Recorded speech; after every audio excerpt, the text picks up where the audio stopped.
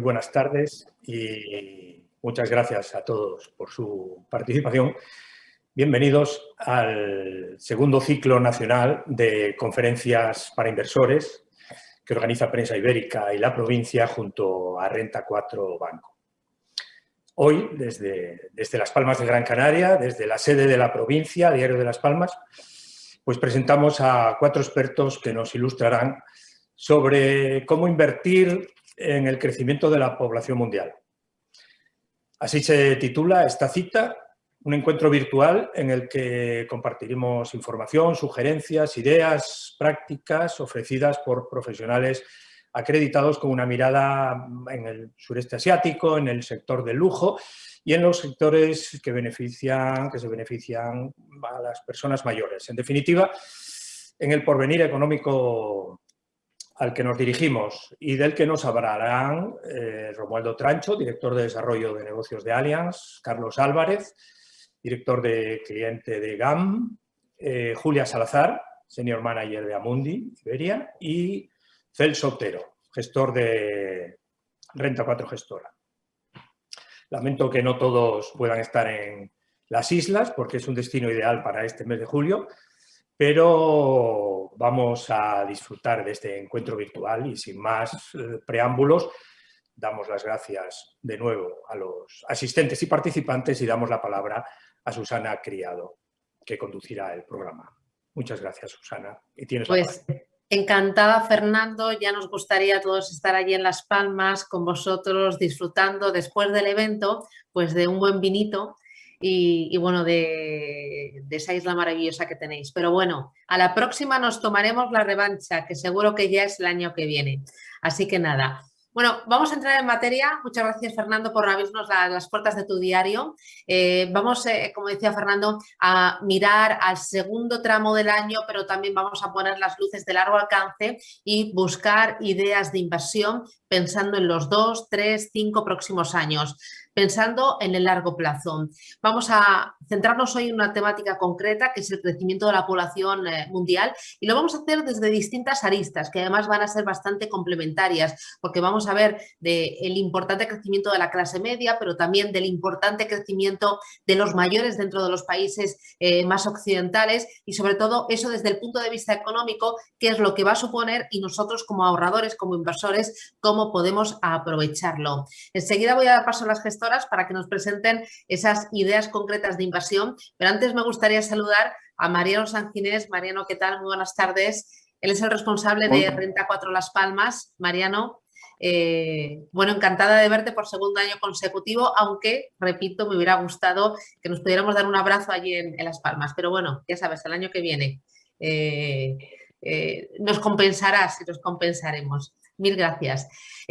Yo estos días es que estaba pensando, digo, la figura del asesor financiero, la verdad es que es como para montaros una auténtica estatua, porque me imagino el año pasado, sobre todo, pues cuando ya veíamos o escuchábamos los tambores de que llega el confinamiento, muchos ahorradores diciendo, vende, nada, me salgo, me pongo en liquidez, renta fija lo más prudente, y ahora todo lo contrario, sobre todo a principios de este año, finales del pasado ejercicio, compra tecnología, renovables, el plan de infraestructura del Biden, más renovables que lo están haciendo muy bien, que esto no tiene límites. La verdad es que tenéis que estar pendiente de los mercados, gestionar también las emociones. ¿No coincides en que la figura del asesor financiero se ha puesto mucho en valor en esta crisis? Desde luego que el año pasado fue entretenido, ¿no? Desde todos los puntos de vista. Digamos que lo que pasó en marzo evidentemente no tuvo precedente y yo creo que casi que hicimos un trabajo de psicología, ¿no? Con todos nuestros clientes. No hay que olvidar que nosotros también nos enfrentamos a un escenario totalmente nuevo, novedoso y bueno, atípico, ¿no? Desde todos los puntos de vista. La verdad que también consideramos que los clientes poquito a poco y gracias a eventos como estos van mejorando su cultura financiera y yo creo que ese evento digamos, lo que pasó el año pasado con el confinamiento, si nos situamos 6 años antes, hubiese tenido un impacto mucho peor en las carteras de los clientes, ¿no? Pero observamos que al final la gente empieza a tener la solvencia y la información como para mantener la calma, esperar, y así fue, ¿no? Afortunadamente a los pocos meses muchas de las carteras estaban gestionadas y y la verdad que aguantar y medir la presión fue fundamental, ¿no? De cara a la segunda parte del año, el segundo tramo, ¿cómo lo veis?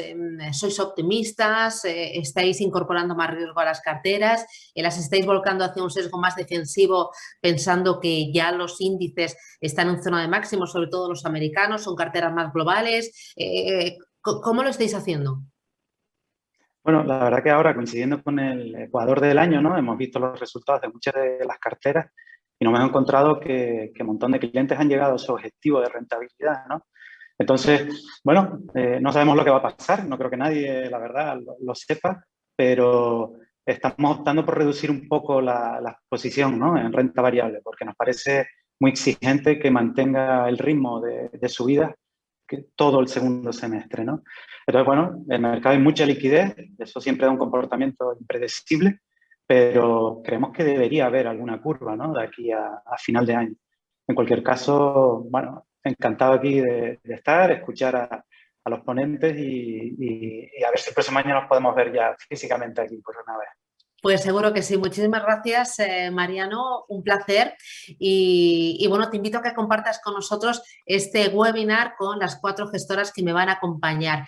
A Mariano y también a todos los que están conectados. Por cierto, todas aquellas personas, clientes de Renta 4 que se han conectado, pero también a todos los lectores del diario que quieran participar, plantear dudas, justo en los 10 últimos minutos voy a dejar un espacio para resolver esas preguntas, para que los expertos que me van a acompañar contesten y ustedes las preguntas las hacen a través del chat que se lo contaremos. Bueno, mirando el segundo tramo del año va a haber una constante, un elemento que va a provocar volatilidad y también bastante ruido, que va a ser el tema de la inflación y también vamos a estar muy pendientes del Banco Central Europeo y también de la Reserva Federal de Estados Unidos, a ver cómo telegrafían la retirada primero de estímulos y después la subida de tipos de interés y a ver también qué previsiones van lanzando sobre crecimiento económico y sobre inflación. Hoy, por ejemplo, ha sido tremendamente importante la cita con el Banco Central Europeo, que ha fijado ese objetivo de inflación en el 2%, cuanto antes era por debajo o cerca del 2% y ahora ha dicho en el 2%. Los mensajes hay que leer entre líneas, es muy importante. Y luego ayer también tuvimos las actas de la Reserva Federal de Estados Unidos, aunque la subida de tipos hasta 2023 no se vislumbra. Ya veremos, pero vamos a estar pendientes de bancos centrales, de inflación, de cifras de actividad y de qué más. Pues de ritmo de vacunación y también de nuevas variantes, de la Delta y ahora también de la peruana. Pero bueno, los mercados siempre son así, siempre hay incertidumbres y bueno, pues hay que aprender a anticiparse, a soltearlas y muchas veces también a aprovecharlas. Pero bueno, vamos a entrar en materia. Como decía antes Mariano y Fernando, tenemos 4 gestoras que voy a empezar a saludar ya. Carlos Álvarez García de GAM. Carlos, ¿qué tal? Buenas tardes, bienvenido. Hola, buenas tardes, Susana. Bueno, encantada. Nos acompaña también Romualdo Trancho de Allianz Global Investor. Romualdo, ¿qué tal? Buenas tardes, hace mucho que no te veía. Hola, muy buenas tardes a todos. ¿Qué tal estáis? Bueno, me acompaña también Julia Salazar de Amundi. Julia, ¿qué tal? ¿Cómo vas? Perdonad, ¿qué tal? Buenas tardes, muchas gracias, Susana. Bueno, encantada de tenerte. Y también nos acompaña Celso Otero de Renta 4 Gestora. Celso, ¿qué tal? ¿Cómo lo llevas? Hola Susana, ¿qué tal? Buenas tardes. Ya ganas de vacaciones, ¿no? Nos queda poquito. Ha sido un año duro, pero bueno, ahí estamos. Bueno, hoy este encuentro lo estamos enfocando en el crecimiento de la población mundial, porque este año, bueno, ya viene ya de atrás, ¿no? Pero yo creo que el año pasado y este han cobrado mucha más fuerza las temáticas de inversión para complementar cualquier cartera de renta variable. Son temáticas que nos obligan a diversificar y a mirar a mucho más largo plazo y aprovechar pues esos cambios estructurales de la población y también de la sociedad y de la economía. Hoy nos fijamos en el crecimiento de la población mundial y a mí me gustaría que me definierais esto porque me parece que es así como muy amplio y muy difuso. Carlos, empiezo contigo. ¿Qué es esto de invertir en el crecimiento de la población mundial? ¿Me puedes situar un poco en el mapa?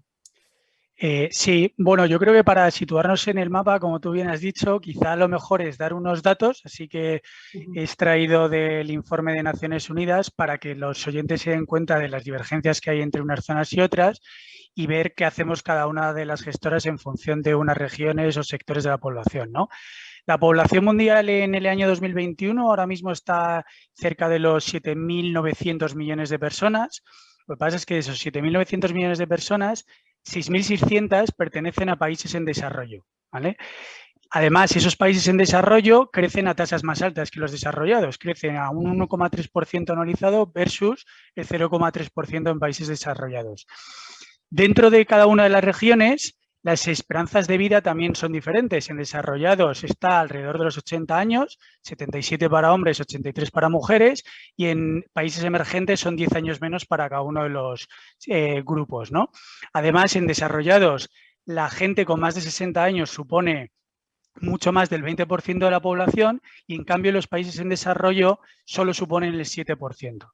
Si a eso se le añade además las dinámicas en cada una de las regiones de lo que es la educación, pues todo ese cóctel tiene unas consecuencias económicas y financieras muy importantes y desde GAM lo que se intenta es realizar un análisis de todos estos tipos de factores, ¿no?, estadísticas, para encontrar dentro de la temática crecimiento de la población las compañías, sectores o países más atractivos a largo plazo, ¿no? Un ejemplo muy claro sería China.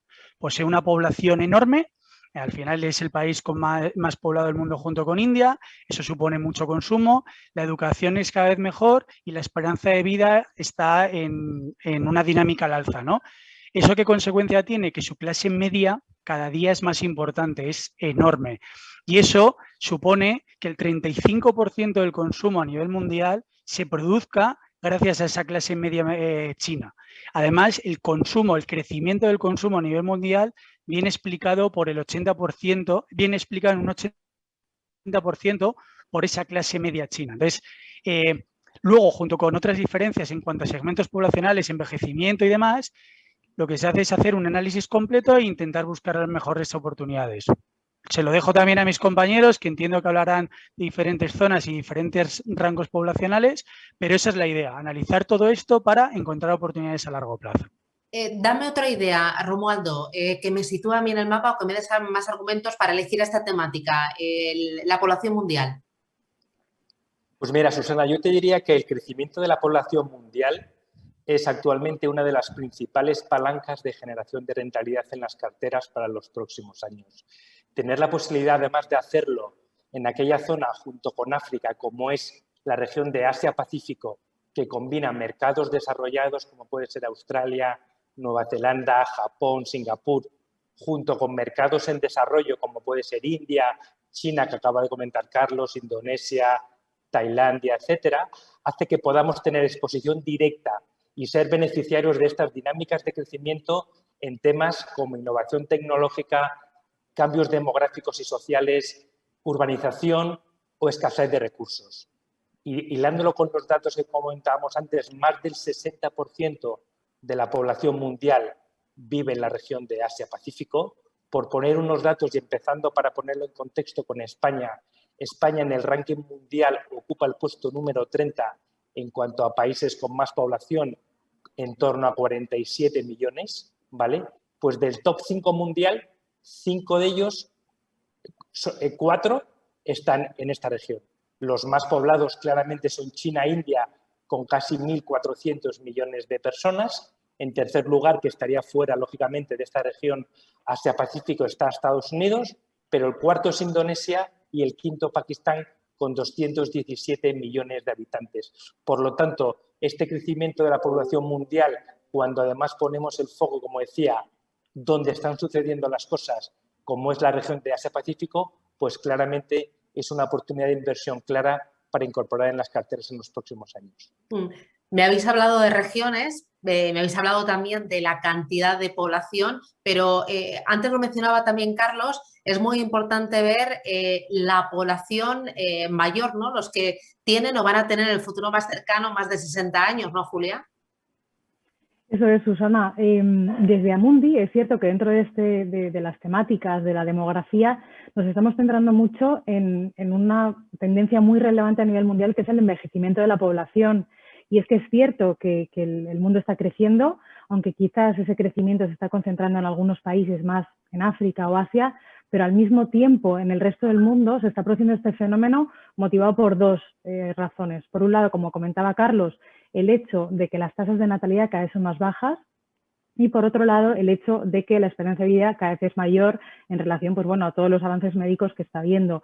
En 1990 la esperanza de vida eran 65 años y a día de hoy son 74, mientras que en 1990 las mujeres tenían una media de 3 hijos y ahora solamente 2,5. Y además, si vemos las estimaciones a futuro, solamente va a ir a peor. Con lo cual, pues bueno, lo que estamos estimando es que de aquí a 2030 la población de más de 65 años sea de 1.000 millones de habitantes y por otro lado, ya a día de hoy hay menos niños en el mundo que personas mayores, con lo cual es otro de los fenómenos dentro del mundo de la parte de la demografía que desde Amundi creemos que debemos explotar. Muy bien. Celso, remata tú el puzzle con otro argumento que me haga palpar a mí que hay aquí potencial, que hay oportunidad. Aquí normalmente estamos enfocándolo principalmente hacia mercados emergentes, ¿no? Porque vemos que es donde está la mayor parte de la población. Pero tampoco tenemos que olvidar los desarrollados. Es decir, si pensamos en países como Estados Unidos, por ejemplo, y miramos su población desde el año 2000 hasta hoy, su población ha crecido un 17%. Siempre tenemos la referencia de China, pero en esa misma época China no ha llegado al 12% del crecimiento de su población. Han tenido pues las políticas de un hijo y demás, con lo cual el crecimiento de la población ha sido más limitado. Lo que pasa es que ellos tienen el crecimiento de la clase media, que al final es lo que aporta nuevos consumidores, ¿no? Nosotros creemos que es un fenómeno que al final es muy global. Al final creemos que en los países asiáticos hay mucho potencial, pero de ese potencial no solo lo explotan las compañías asiáticas. Tenemos también muchas compañías, y has comentado el lujo, pues las compañías de lujo han crecido principalmente por China. Las automovilísticas les ha pasado lo mismo, el crecimiento que han tenido de nuevos consumidores han sido también debido a Asia y así lo vemos en muchos sectores. Creemos firmemente que el crecimiento de la población mundial es lo que impulsa al resto de las temáticas, porque al final son los nuevos consumidores que estamos buscando. Vale, me ha quedado claro, ya tengo argumentos, pero bueno, o sea, ¿qué significa? Ahora darme argumentos. ¿Por qué invertir en esta temática? Voy a empezar con Romualdo y no invertir, por ejemplo, en energías renovables, en temas de inteligencia artificial, en almacenamiento en la nube, porque yo entiendo que la temática debe complementar mi cartera de inversión y una cartera global. Es un complemento y claro, no puedo coleccionar un montón de temáticas. ¿Por qué elegir esta temática, el crecimiento de la población y no sé, energías renovables? Empiezo contigo, Romualdo. Pues Susana, yo te diría que efectivamente, como bien dices, en una cartera de inversión global y con un horizonte temporal de medio y largo plazo, incorporar esta temática de inversión de crecimiento secular, que además es irreversible y está alejada de cualquier moda cortoplacista, si además lo hacemos con el foco geográfico que comentábamos en la región de Asia-Pacífico, que es aquella zona del mundo donde mayores expectativas hay de desarrollo y de posibilidades de inversión en temas como digitalización o innovación tecnológica, en hábitos de consumo, en hábitos de ocio, en servicios financieros, en acceso a servicios de salud que está aumentando la esperanza de vida o el crecimiento de las clases medias en las zonas urbanizadas.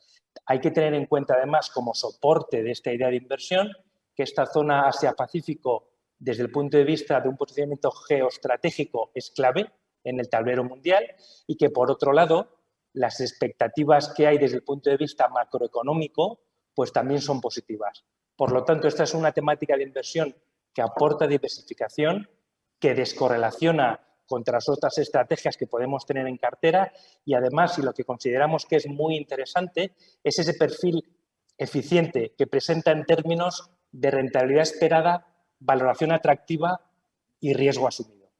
Muy bien, voy contigo, Julia. Dame otro argumento más para invertir en esta temática y no en otra. O bueno, entiendo que puedo seleccionar 2 temáticas, pero no hacerme ahí un árbol de Navidad con todas las temáticas. Claro, a ver, es verdad que cuando hemos agregado datos en Amundi lo hemos cruzado con temas económicos, incluso pues bueno, con los hábitos de consumo, en concreto, por ejemplo, de este sector de la población de más de 65 años, hemos detectado cosas que son únicas y que complementan muy bien a las carteras y, como decía Romualdo, descorrelacionan. En el caso de las personas de más de 65 años, funcionan como un ecosistema que tienen sus propios hábitos de consumo y su propio estilo de vida. Pero es que además, si agregamos toda esa riqueza o toda la capacidad adquisitiva de este sector de la población, realmente es tan alto que sería probablemente la tercera economía mundial después de Estados Unidos y de China, con creo que son como 9 billones de dólares.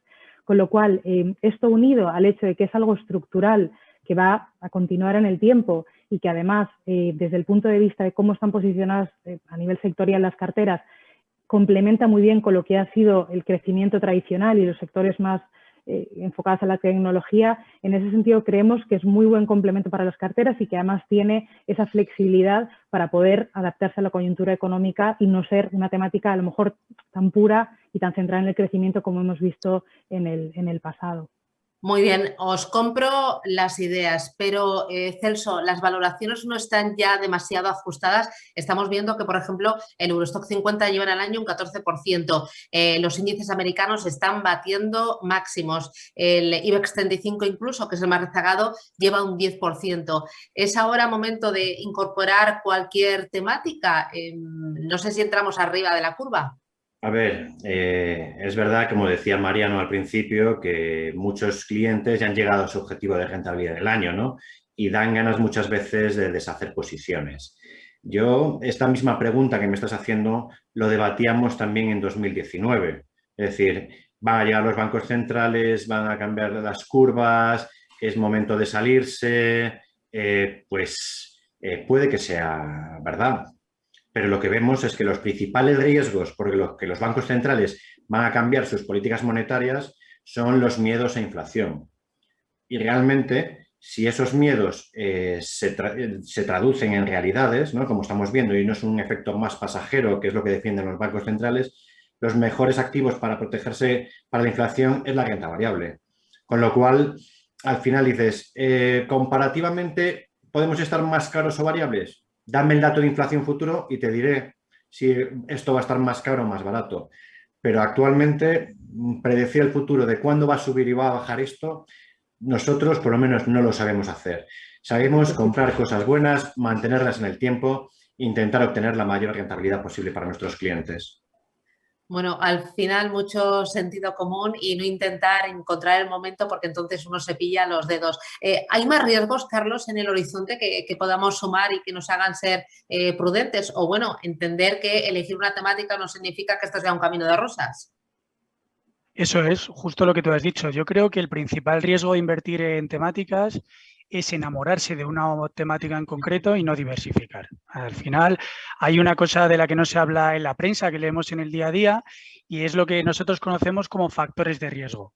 Cuando uno analiza la rentabilidad de las compañías, muchas de ellas ofrecen esa rentabilidad en función de unos factores concretos que en todas ellas son muy parecidos. Entonces, cuando inviertes en este tipo de compañías, tú realmente no estás consiguiendo una diversificación real en tu cartera. Es como si tú comieras todos los días huevos, salmón o solomillo, creyéndote que diversificas o que tienes una dieta mediterránea. No es verdad, estás hinchándote a proteínas y a grasa animal, ¿vale? Sería un poco el mismo concepto. Por eso, cuando invertimos en temáticas, desde GAM lo que recomendamos son fondos o multitemáticos, o que tengan muy clara esa diversificación factorial, esa diversificación de compañías real, para que cuando el mercado se dé la vuelta, pues los sustos no sean muy importantes y nos quedemos un poquito con cara de tontos, ¿no? Bueno, me habéis convencido. Crecimiento de la población desde distintas aristas para mirar a largo plazo y para complementar esa cartera. Julia, ahora dame un nombre concreto, porque muchas veces luego a mí me dicen en la radio, sobre todo los oyentes, vale, te compro la idea, pero ahora, ¿cómo accedo yo a esa temática? Preséntame una estrategia concreta.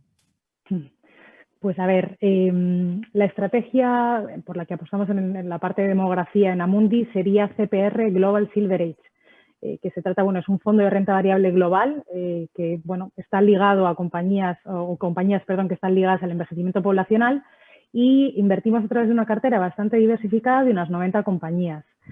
A priori podría parecer que es un fondo que invierte en salud, en farma, pues bueno, para cuidar de las personas mayores, pero realmente lo que trata de capitalizar el fondo es el consumo de ese segmento de la población, con lo cual, si abrimos la cartera del fondo, lo que nos encontramos dentro son como 8 subsectores que están ligados a la temática, que serían el ocio, el bienestar, los automóviles, la seguridad, equipos médicos, temas de farma, serían así hasta 8 subsectores. Y a la hora de invertir, lo que hacemos es, para identificar un poco las compañías que irán bien o las subtendencias, por así decirlo, es dividir en 2 segmentos la población mayor. Por un lado estarían los que tienen entre 65 y 80 años, esos serían como los viejóvenes, que al final, bueno, son personas que están jubiladas pero que tienen salud y que quieren vivir una segunda juventud. Salen a correr, van al gimnasio, se cuidan, disfrutan del ocio, viajan, entonces, bueno, tienen unos hábitos y un estilo de vida muy distinto de las personas que tienen de 80 años para arriba, que ese sería el segundo segmento, que probablemente son personas, o en general son personas dependientes, que lo que quieren es estar tranquilos y seguridad, sin más. Con lo cual, pues bueno, a partir de esos 2 tipos de segmentos generamos un universo de inversión de en torno a 200 compañías. Y a la hora de invertir, lo primero que hacemos es un filtro de esas compañías desde el punto de vista de medio ambiente, social y de gobernanza. Porque, por ejemplo, pues no invertiríamos en una compañía o en un laboratorio que hiciera pruebas con animales. Y a partir de ahí ya se hace la gestión tradicional o la valoración tradicional de las compañías basándonos en, pues bueno, los balances, análisis financiero, temas completamente tradicionales para seleccionar las compañías que irán en cartera. ¿Por qué elegir Amundi para esta temática, Julia?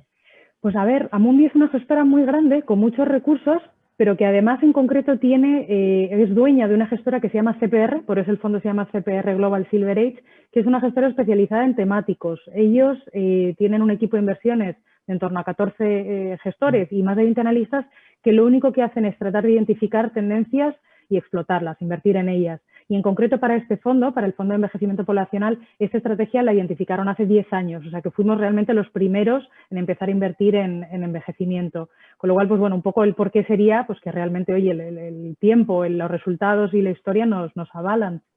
¿Y crees que este es un momento idóneo para incorporar esta temática a nuestra cartera de inversión? Pues creo que sí. Realmente el fondo, bueno, tiene mucha diversificación sectorial. Como hablaba antes, no es un fondo solo que invierte en farma. Y en ese sentido ha tenido mucha agilidad y mucha flexibilidad para cambiar los pesos en cada uno de los subsectores.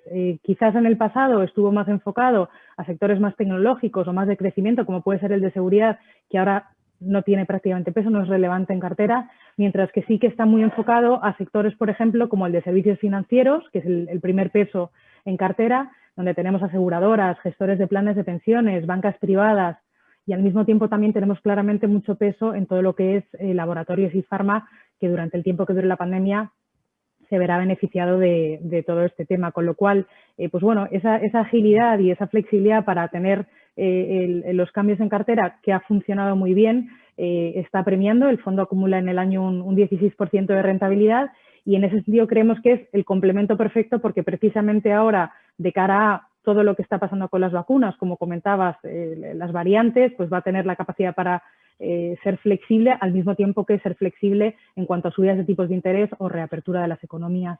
Muy bien. Para que yo le ponga carita al fondo de inversión, ¿me puedes poner un ejemplo de compañía que hayáis incorporado? Me hablabas de bancos, de laboratorios, de farma, pero en el pasado habéis sobreponderado más pues tecnología, también valores ligados al crecimiento. De todas esas compañías, de ese fondo diversificado, cógete una idea. Pues voy a coger 2, si me dejas. Vale. Por un lado, quiero que se sepa que realmente pues hay muchas compañías que son tradicionales y que conocemos, pero que no, a lo mejor no sabemos que tienen una cuota de mercado tan importante en el segmento de las personas mayores. Y como compañía, pues elijo Allianz. Estamos invertidos en Allianz para que veáis un ejemplo de compañía en el que invertimos, que es completamente conocida, pero al mismo tiempo, como las tendencias evolucionan, pues uno de los últimos mercados en los que hemos detectado oportunidades es el de los animales domésticos, el de las mascotas. Y entonces, que bueno, claramente con la pandemia se ha acentuado y encima es un segmento de la población que está o que es más proclive a tener mascotas, y en ese sentido pues hemos invertido en Dacre, que es un laboratorio veterinario. Entonces, bueno, para que se vean los dos tipos de compañías que puede haber en cartera. Muy bien. Bueno, tenemos ya una idea de inversión, una estrategia concreta con nombres y apellidos, que es el CPR Global Silver Age. Voy contigo, Celso. Dame también otra idea, otra estrategia para aprovechar el potencial que tiene el crecimiento de la población mundial y todos esos datos que me habéis dado justo al principio. Bueno, nosotros esta estrategia de crecimiento de población la usamos para definir un poco las temáticas en las que invertimos, ¿no? Es decir, al final es el catalizador de crecimiento de todos los segmentos. Nosotros desde hace ya, pues empezamos en formato fondo hace 5 o 6 años con el Renta 4 Acciones Globales, que también está como plan de pensiones hace más de una década en el Global Acciones, y ahí lo que buscamos es buscar todas esas temáticas que tienen un crecimiento sostenible en el tiempo, que son apalancadas por este crecimiento. Tenemos la parte de salud, por esa parte de desarrollo de mercados emergentes, envejecimiento de la población, la parte de consumo, la parte de tecnología, y vamos jugando todas esas temáticas metiéndolo en este producto para que el cliente tampoco se tenga que estar preocupando de buscar una a una cada una de ellas. Estamos hablando del crecimiento de la población mundial, pero ¿esto en qué se traduce a la hora de invertir en Renta 4 Acciones Globales, no? Sí, pues aquí lo que vemos es nosotros hacemos ese análisis, al final cogemos tanto, no solo el crecimiento, sino las pirámides poblacionales, qué es lo que más afecta, el tema, el consumo, desde un punto de vista global, como comentaba al principio, es ver todos esos mercados, por ejemplo, el sector automovilístico, lo veíamos un poco más, con un crecimiento mucho menor, y metíamos el componente de las baterías, ir mezclando todas esas partes que aportan crecimiento, que nosotros creemos que es la base de cualquier inversión, porque al final si tu negocio, si tu parte alta de la cuenta de resultados, que es como nos gusta mirar las inversiones, es decir, al final vemos que esas ventas, que se dividen los ingresos de las compañías entre el precio al que venden y la cantidad vendida, y en esa cantidad vendida es donde afecta principalmente todo este crecimiento, ¿no? Y esa es nuestra forma de verlo. Claro, y ¿qué es lo que vigiláis exactamente a la hora de invertir? ¿Qué tienes en cuenta? Nosotros ahí somos muy puritanos, ¿no? Es decir, nos gusta mucho centrarnos en la calidad, es ver en esas compañías que no estamos comprando para hacer una compra especulativa y deshacernos de ella dentro de 3 meses. Normalmente compramos con una convicción clara y con una visión de largo plazo. Nos centramos en compañías excelentes, que queda muy bonito decirlo, ¿no? Dueñas de su destino, pero encontramos muchas que cuando ves unas pautas como las que estamos comentando hoy, que dices la población mundial crece a tasas del 1,1, 1,2% de forma estable a lo largo del tiempo, si estamos correlacionados con esos crecimientos, un poco tendrán que ver los eventos puntuales que tengas en una región en concreto, si estoy mucho más ligado a esa tendencia, ¿no? Entonces buscamos siempre centrarnos en la calidad y ese crecimiento de largo plazo, manteniendo las compañías durante mucho tiempo en cartera. Y luego, temáticas que hayáis incorporado o que sean más representativas ahora dentro de esa cartera. O sea, y luego esas temáticas, ¿son las mismas ahora que, por ejemplo, el año pasado? ¿Ha cambiado mucho para que también las personas que se han conectado y nos están escuchando vean que, aunque incorporáis empresas de convicción, ¿no? Pensáis en el largo plazo, pues no vale, lo he comprado y me lo quedo ya para siempre jamás y me cruzo de brazos, ¿no? Entiendo que también os moveréis y balancearéis según lo que pase, ¿no? Pero te digo la verdad, estamos entretenidos, la labor de análisis es constante, pero realmente las tendencias de largo plazo no han cambiado sobremanera, nuestros pesos han variado, pero no es una variación significativa. Es decir, sigue teniendo un peso muy fuerte en la cartera del sector industrial, que vemos que da apoyo al resto de los sectores. La temática de salud es una temática que pesa mucho. La temática de tecnología ha ganado peso, aunque hemos en algunos casos deshecho algo de posiciones, ¿no? Pero es una temática que es muy fuerte y que estamos muy convencidos de ella. Es decir, eso no ha cambiado. Y realmente es a mantener un poco nuestra convicción de largo plazo. El año pasado, que fue un año muy duro, dimos rentabilidades de cerca del 16%. Este año estamos ya en ese camino. Estamos ahora mismo en el, no sé, ahora 12-13% estaremos de rentabilidad ahora mismo, pero buscamos ese crecimiento de doble dígito de la rentabilidad en el largo plazo. Y poder adherirnos a esas temáticas que son más sostenibles y con un crecimiento mucho más previsible, nos quita un poco ese ruido de la especulación del corto plazo. Y una pregunta más, ¿es una cartera muy concentrada o es una cartera más diversificada? ¿Cuántos valores tienen cartera? Aquí mis compañeros se meten conmigo a veces, ¿no? Porque tenemos más de 200 compañías en cartera. Es vamos cogiendo de las distintas temáticas que nos parecen más interesantes, vamos cogiendo los mejores de cada clase, ¿no? Y ahí es esa visión de crecimiento sostenible, buena calidad, buen negocio, quiero estar contigo mucho tiempo, nos vas a acompañar en la cartera, ¿no? Entonces, pero también hay que decir que nuestro universo de inversión son más de 60.000 compañías, ¿no? Entonces, depende cómo te compares, puedes pensar que estás más concentrado o menos concentrado. Muy bien. Voy con otra idea de inversión. Carlos, ahora te va a tocar a ti. Desde GAM, ¿qué me proponéis para aprovechar esa temática de crecimiento de la población mundial? Pues desde GAM la idea que traemos es el fondo que se llama GAM Luxury Brands. Como bien indica el nombre, es un fondo que se centra en el sector lujo. Es un fondo global y es una cartera muy concentrada. A diferencia de lo que comentaba Celso, en nuestro fondo la cartera tiene normalmente entre 30 a 32 compañías. La idea es que las compañías que entren en cartera sea porque el gestor tiene una convicción muy alta en ellas y que de alguna manera todas contribuyan pues con un mínimo, ¿no?, de rentabilidad a lo que es los resultados del fondo. Y con global lo que queremos decir es que podemos encontrar carteras que cotizan en cualquier mercado a nivel mundial. La idea es lo que comentábamos al principio de la charla. Hay diferentes patrones de consumo, hay diferentes dinámicas de comportamiento entre unos países y otros, unas poblaciones y otras, y lo que intentamos es aprovechar las mejores oportunidades en cada una de ellas, ¿no? Desde el punto de vista de compañías, se buscan pues acciones cuyos balances sean sólidos, que los ratios de endeudamiento sean o mínimos o prácticamente nulos, flujos de caja altos y márgenes operativos pues que ronden en el 20% superior, ¿vale? La preferencia además es por empresas fundadas hace muchos años porque, bueno, en el sector lujo pues es cierto que una compañía con una buena reputación no se construye de la noche a la mañana y que luego tengan dentro de su ADN una cierta tendencia a innovar, ¿vale? Al final estamos viviendo en un mundo que los cambios se producen de una manera vertiginosa y cuanto más innova y cuanto más tendencia se tiende a la innovación y además tienes músculo financiero para ello, pues mejor te preparas para el largo plazo, ¿no?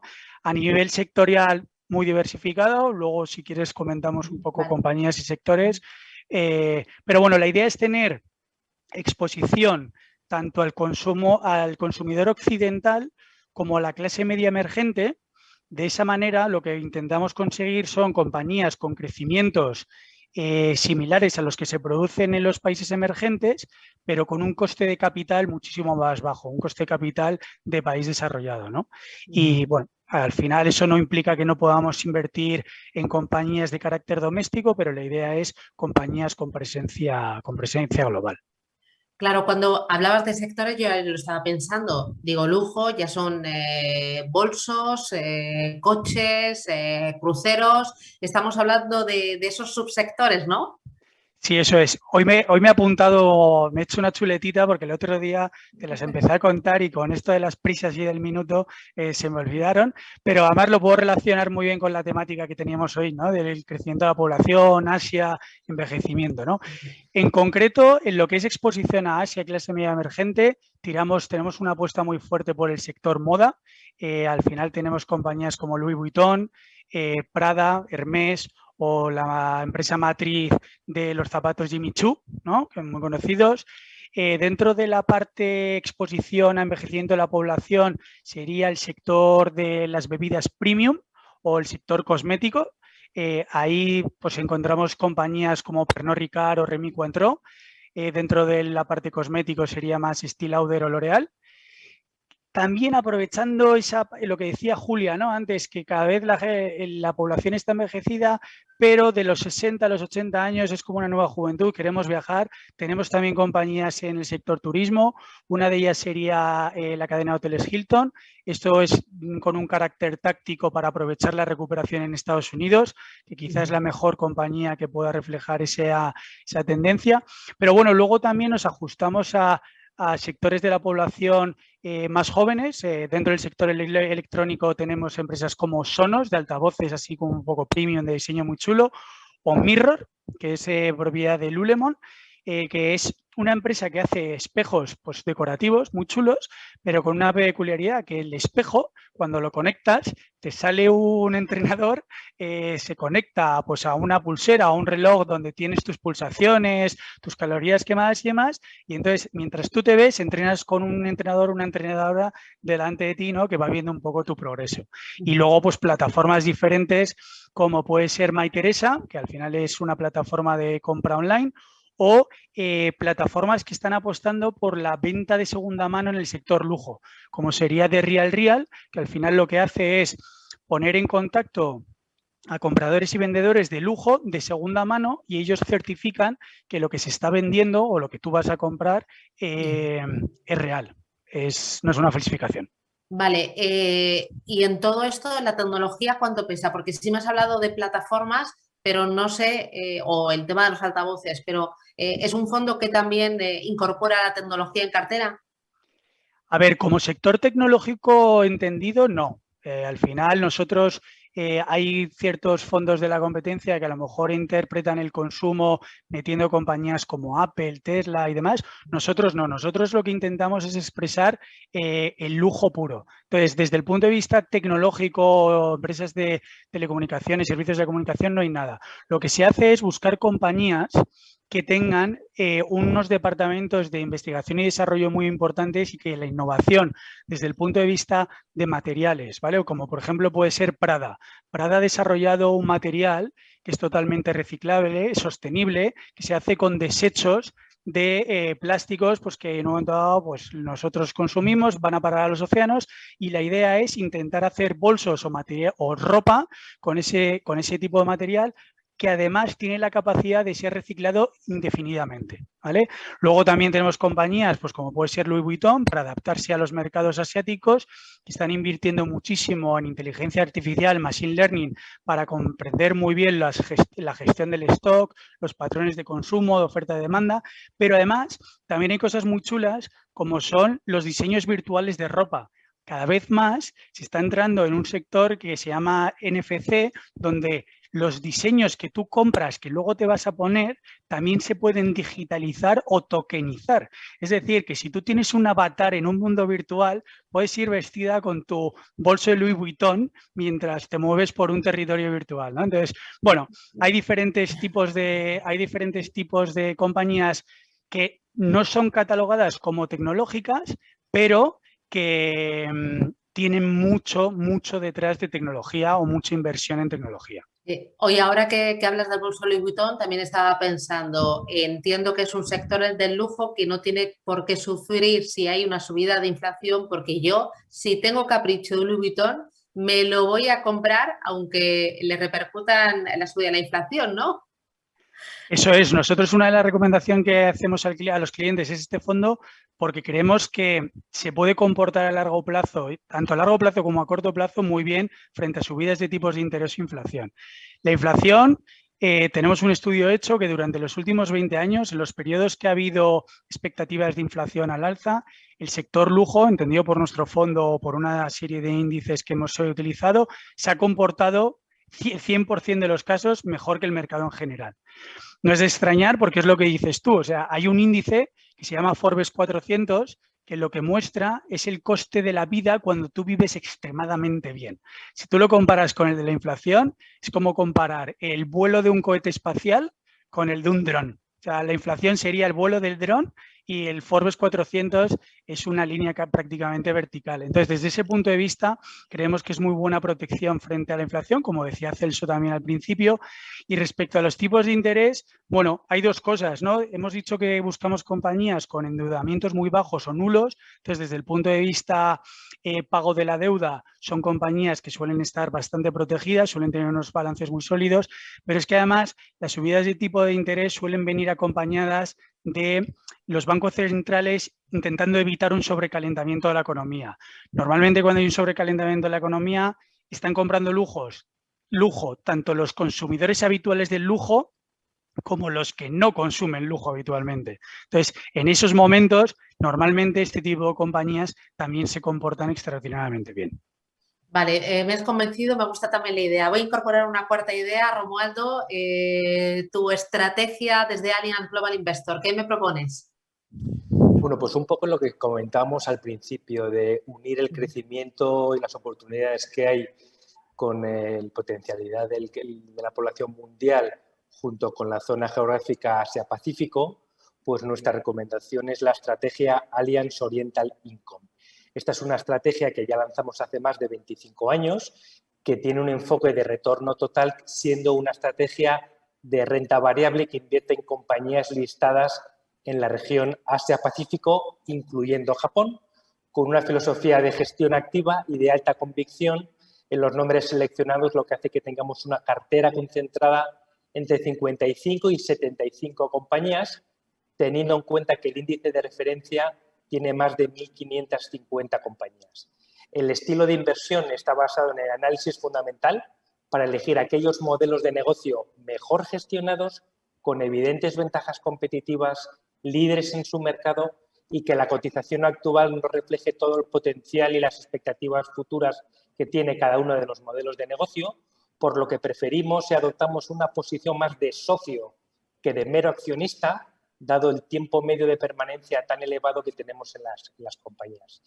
Otro tema muy relevante es la presencia local, tanto del equipo gestor como del equipo de analistas de renta variable que tenemos en Allianz Global Investors, que proporcionan ideas de inversión que muchas veces no están cubiertas o no son seguidas por las principales casas de inversión del mundo, ¿vale? Y esto sucede bastante con compañías de pequeña capitalización. Este hecho, esta presencia local, pensamos que es una clara ventaja competitiva y es un factor clave a la hora de explicar gran parte de la rentabilidad que estamos obteniendo, no solamente desde el punto de vista de rentabilidad absoluta, sino también de rentabilidad relativa respecto a los competidores o respecto al índice de referencia. El proceso de construcción de cartera es muy disciplinado, totalmente flexible y agnóstico, sin tener en cuenta el índice de referencia ni en términos geográficos, ni en términos sectoriales, ni en términos de capitalización bursátil, lo que hace que tengamos un sesgo hacia compañías de pequeña y mediana capitalización. Por lo tanto, lo que tenemos es una cartera diversificada por zona geográfica. Son compañías listadas en China, en Taiwán, en Corea del Sur, en Australia y con sectores de actividad también muy diversificados, como puede ser salud, como puede ser tecnología, industriales, consumo, servicios financieros, pero además que la característica común que suelen tener este tipo de compañías en las que invertimos es que son líderes globales. Si lo miramos por aquellos mercados donde no las compañías están listadas, que son luego lo que ya os he comentado, sino donde las compañías tienen negocio, estamos viendo siempre compañías globales. Al hablar del equipo gestor, pues el máximo responsable es Stuart Winchester, que lleva gestionando el fondo desde el año 1994. Es uno de los gestores más antiguos gestionando una misma estrategia y durante este periodo el fondo ha obtenido una rentabilidad cercana al 750%, cuando el índice de referencia está llegando al 120% de rentabilidad positiva. Esto significa multiplicar por 6 la rentabilidad que nos está ofreciendo el mercado. Claramente, la gestión activa, el análisis fundamental, aporta valor y rentabilidad a las carteras. Lógicamente, durante todo este tiempo, pues la estrategia ha vivido diferentes circunstancias de mercado, algunas de ellas con bastante volatilidad y bastantes crisis, pero comentamos al principio que esta filosofía de retorno total, dándole la posibilidad al gestor de tener posiciones en renta fija o hasta posiciones en liquidez, hace que podamos sobrevivir esas circunstancias más volátiles de la manera más eficiente. Y para finalizar esta parte, simplemente 2 datos.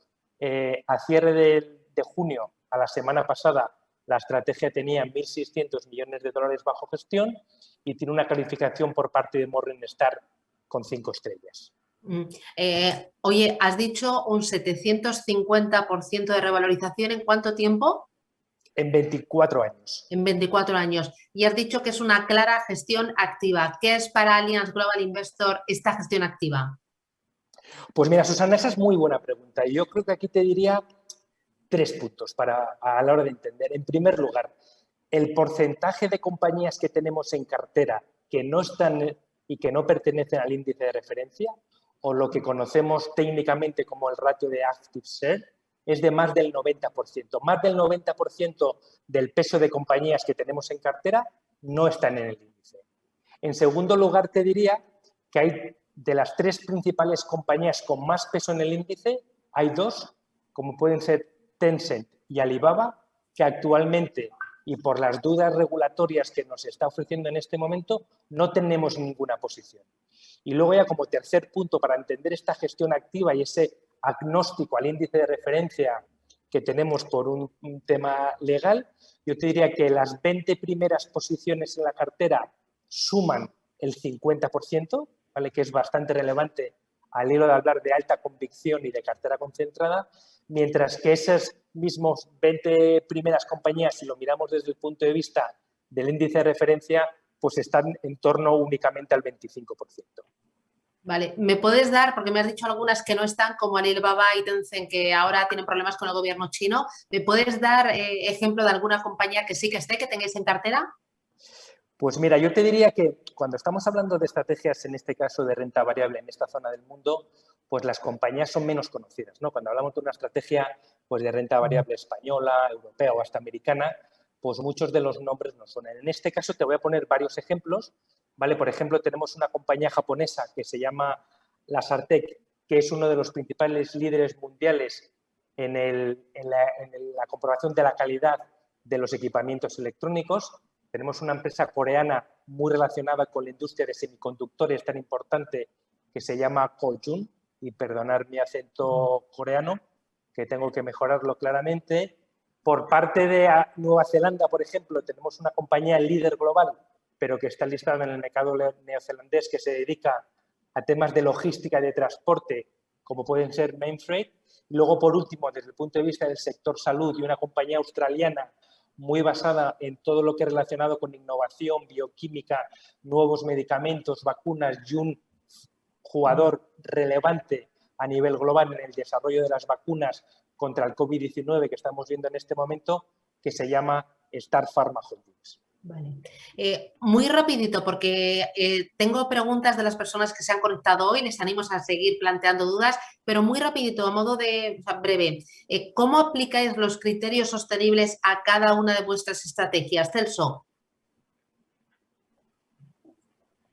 Bueno, pues para ser breve, tampoco enrollarnos demasiado y dar tiempo a preguntas. Al final hacemos un criterio como el que comentaba Julia, de decir, estas compañías cumplen los criterios que nosotros hemos establecido, pueden entrar en cartera. Es una clasificación anterior a poder encontrar la compañía. Puede que una compañía nos guste mucho, pero si realmente no hace de su negocio que sea sostenible desde el parte de gobierno corporativo, que no solo es medioambiental todo, ¿no?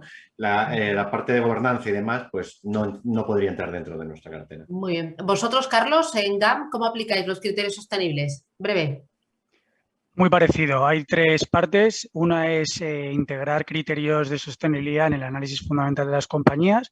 Para eso tenemos a los gestores del fondo y a un equipo dedicado a ello en GAM. Luego formamos o acudimos a las reuniones generales de accionistas de las compañías que tenemos en cartera para expresar nuestro acuerdo o desacuerdo con las compañías y pues un tercer pilar sería reunirnos con las compañías que tenemos en cartera de manera recurrente para intentar hacer que cambien de opinión respecto a ciertos criterios que a lo mejor nosotros no estamos de acuerdo. Romualdo, vuestra casa en Allianz Global Investor, ¿cómo aplicáis esos criterios ESG? Pues mira, tenemos diferentes enfoques, pero en lo que hace referencia exclusivamente a la estrategia Allianz Oriental Income, lo que hacemos es incorporar la información extrafinanciera que nos aporta la E, la S y la G, la incorporamos a nuestra plataforma global de inversiones, donde los gestores tienen acceso a esa información extra que, unida al conocimiento de las compañías, gracias al conocimiento que tenemos por la aproximación de análisis fundamental, de visitarlas, de entenderlas, del modelo de negocio, etcétera. Y lo que hacemos es un análisis interno propio con nuestro equipo de analistas usando bases de datos como puede ser MSCI y Sustainalytics, que nos ayuda a identificar la materialidad de los riesgos y de las oportunidades que nos ofrecen cada una de las ideas de inversión que consideramos. Y Julia, en Amundi, ¿cómo aplicáis esos criterios sostenibles? Pues, todas las compañías que son susceptibles de formar parte de la cartera tienen incorporados los criterios ESG desde el punto de vista de análisis con un rating interno basado en 17 proveedores y 35 criterios. Para este fondo en concreto hay 3 criterios que pesan más. Uno sería la relación con proveedores y con clientes, como decía antes, pues temas como, por ejemplo, el hecho de probar con animales sería algo en lo que no invertiríamos o prácticas comerciales que sean dudosas. El segundo criterio que más valoramos es el hecho de la seguridad de los productos. No puedo decir nombres porque sería negativo, pero recuerdo una compañía americana que tenía unos audífonos defectuosos que provocaron denuncias y ese tipo de cosas, que son el tipo de cosas que tratamos de vetar, la seguridad de los productos. Y el tercer criterio que pesa a la hora de poner nota sería el acceso a los medicamentos. Estamos muy pendientes de que los laboratorios tengan o promuevan esas prácticas para que el acceso a los medicamentos en países pobres sea más fácil a través de políticas de precios o de acuerdos para la propiedad intelectual. Vale, preguntas del público que se ha conectado y escrito a través del chat. Para Celso, dice, ¿el fondo que ha presentado Renta 4 tiene alguna posición en el mercado español? Poco. Tiene una posición pequeña en Inditex y tomamos posiciones por la pandemia en Amadeus un poco. Es lo único que tenemos actualmente. Vale. Julia dice, ¿no crees que el sector sanitario está en una auténtica burbuja? Es verdad que es un sector que está muy caro, pero lo que yo comentaba antes es que el fondo tiene muchísima flexibilidad y agilidad y ahora, de momento, lo último que ha hecho en el último mes ha sido incrementar posiciones, por ejemplo, hacia AstraZeneca, Sanofi, Merck y otro tipo de compañías que a lo mejor se dedican a hacer análisis laboratorio para aprovechar estos momentos de la pandemia a los que se ha beneficiado por ello. Pero sí, efectivamente, no es un sector barato y es una de las métricas que los gestores controlan para poder modular la exposición de los sectores. Romualdo, preguntan también por el fondo que has presentado, el de Asia-Pacífico, si no tiene una elevada volatilidad. Bueno, yo te diría que el hecho de que el estilo de gestión sea de gestión activa y de alta convicción, lo que nos hace es tener la posibilidad de reducir un poco la volatilidad que per se tiene el mercado Asia-Pacífico. La ventaja también de combinar mercados desarrollados, como los que hemos comentado, con mercados en desarrollo, ¿vale? Pues nos hace que el perfil de rentabilidad, riesgo o volatilidad pues sea mucho más eficiente de lo que puede ser simplemente estar invertido en el mercado. Muy bien. Y Carlos, ¿cuánto debe pesar un fondo temático en una cartera global? Bueno, depende un poco cómo construyes la cartera. Al final, como nosotros recomendamos invertir de manera multitemática o diversificar entre diferentes fondos, siempre sería como complemento a la cartera core. Si me preguntas a mí, pues hombre, depende un poco de la edad del inversor, pero no más allá de un 5 o 7%. Vale. Y ahora ya para terminar, que estamos casi fuera de tiempo, os voy a pedir un titular de cierre para que, sobre todo las personas que nos han escuchado, pues lo recuerden esa idea, ese mensaje, cuando vayan a Renta 4 Las Palmas a preguntarle a su asesor, oye, quiero saber más de este fondo, quiero saber de esta temática, dame más argumentos. Un mensaje de cierre, Carlos. Evitar enamorarse de ciertas temáticas, invertir a largo plazo y carteras diversificadas. ¿Romualdo? Pues yo voy a terminar como empezaba, diciendo que las ideas de inversión que nos proporciona la temática del crecimiento de la población mundial representa una de las principales palancas de generación de rentabilidad en las carteras para los próximos años. Julia, titular de cierre. Bueno, con el envejecimiento poblacional apostamos por una estrategia estructural que descorrelaciona y que además supone la tercera economía a nivel mundial. Y Celso, la guinda a este webinar que estamos haciendo, Las Palmas, ¿eh? En Las Palmas. Pero estar físicamente el año que viene. Yo creo que la parte más importante a la hora de invertir es buscar un crecimiento que sea sostenible y eso nos lo da actualmente el crecimiento de la población. Bueno, pues chicos, ha sido un auténtico placer. Os habéis ajustado fenomenal al tiempo. Me habéis dado datos, argumentos, ejemplos de compañía. Bueno, yo creo que ha sido muy completo. Yo he estado aquí tomando apuntes como una loca porque la verdad es para volver a verlo y volver a escucharlo. Me ha encantado. Carlos Álvarez, desde GAM. Romualdo Trancho, desde Allianz Global Investor. Julia Salazar, desde Amundi. Y Celso Otero, desde Renta 4 Gestora. Un auténtico placer contar con vosotros, lo habéis hecho fácil. Yo, aunque dice Carlos que no hay que enamorarse, yo un poquito de chispitas sí que he tenido, ¿eh? Un poquito, los ojos me han brillado un poquito con esta temática. Muchas gracias también a todas las personas que se han conectado, a los clientes de Renta 4, a los lectores del diario. Ha sido un auténtico placer y a ver si el próximo año pues nos vemos presencialmente, nos tomamos un vinito, una cervecita y luego vemos el horizonte, que este año tenemos muchas ganas. Así que mil gracias y feliz verano a todos. Un placer. Gracias. Gracias. Muchas gracias. Muchas gracias.